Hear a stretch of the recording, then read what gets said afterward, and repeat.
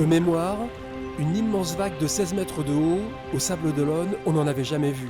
Waouh, quand même. Alors forcément, quand elle déferle sur les murs de la coopérative agricole vendéenne, ça vous interpelle, même si vous vous apprêtez à courir le Vendée Globe. C'est un travail de dingue et finalement c'est très réaliste. Voilà, donc c'est ce qu'on va chercher finalement dans les mers du Sud. C'est ces vagues-là, quoi. J'espère qu'elles seront un peu moins abruptes quand même. Parce que voilà, quand même, waouh. Quand on est en bas, là, c'est quand même très vertical hein, comme image. Un peu plus de 900 images, collées les unes aux autres, composent cette représentation déployée sur 1000 mètres carrés. Une œuvre magistrale, point d'orgue d'une magnifique exposition à ciel ouvert intitulée Dans les rues du Globe, imaginée par Isabelle Keller.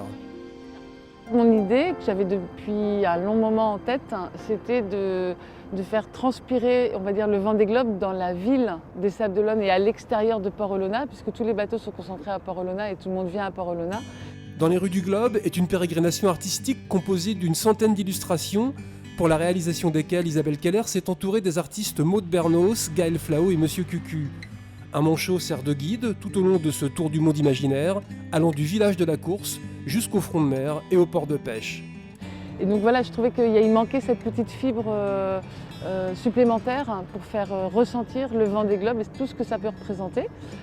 Et c'était aussi de le représenter à échelle 1, c'est-à-dire que les gens se rendent compte d'une certaine réalité que vont affronter les skippers et les marins.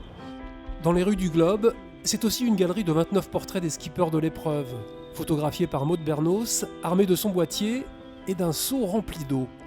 Il y en a vraiment qui luttent, qui reçoivent le seau d'eau et on a l'impression qu'ils se prennent vraiment une vague dans la gueule en pleine mer. Donc ça crée différentes émotions et c'est un peu ce qu'on imagine en fait, qu'il doit y avoir des moments d'apothéose totale, des moments de lutte, des moments de solitude, des moments de... Et donc voilà, c'était l'idée d'exprimer un peu toutes ces émotions dans le dynamisme et avec de l'eau. Hommage aux marins, égard au Sable d'Olonne, révérence à la course absolue, c'est la vision que les artistes souhaitaient offrir et ils y sont parvenus admirablement.